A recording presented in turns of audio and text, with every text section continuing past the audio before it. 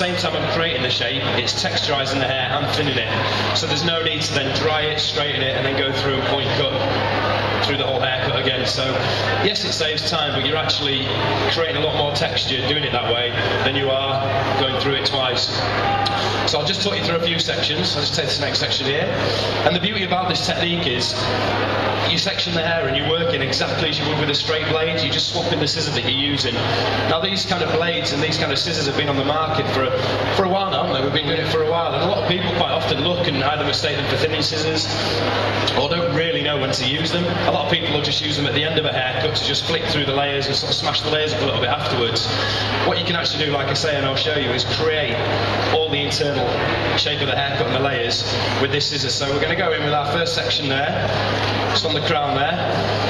And what it allows you to do as well is go quite deep into the section to create a lot of internal texture, a lot of internal movement without losing too much length. So we're going to work it as we normally would. We're just trying to build up a little bit of weight in this area here near the crown. So we'll pull it out 45 degrees. That first cut is your internal layer, and then every cut after that, as you slide your fingers out, is creating the texture. So if you imagine one cut is the equivalent of 15 point cuts. So if I'm cutting through that 3 or 4 times, you know, you're talking 45, 60 cuts. That's a lot of texture. And the beauty is you're getting almost like a razored effect if you want it, but you're not running a razor blade down the cuticle of the hair. So you're still keeping the integrity of the haircut. And when Donna comes back to the salon in 5 or 6 weeks for a recut, I can do it again, and then I can do it again, and I can do it again. With a razor cut, you've probably got, what, maybe 2, 3 haircuts tops, and then you end up with a head of candy floss, and you've got to cut it back. So I'm not saying, you know, don't use a razor, but this is a really, really good way of doing it. It's a lot better for the hair. And it's a great way of creating some really cool kind of fun techniques and textures and looks with your haircuts.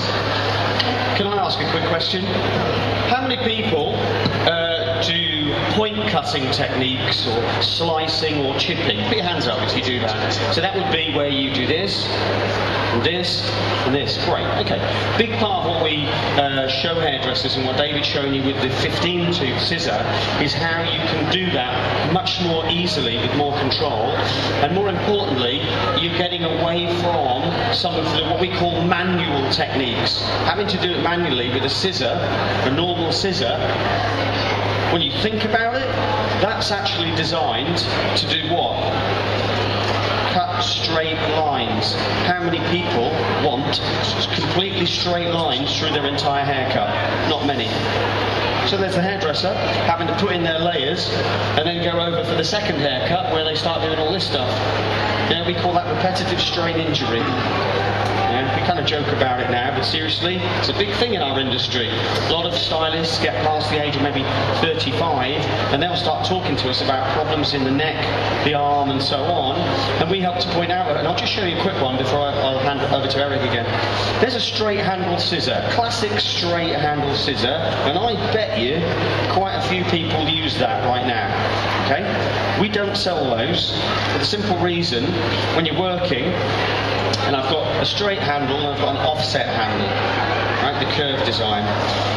When you put them together, you'll see that when you hold them, one's at 12 o'clock, there, the straight one, and the offset's at 1 o'clock, which means if you point cut, with the old scissor you're up here, and with the offset you're lower, higher, lower.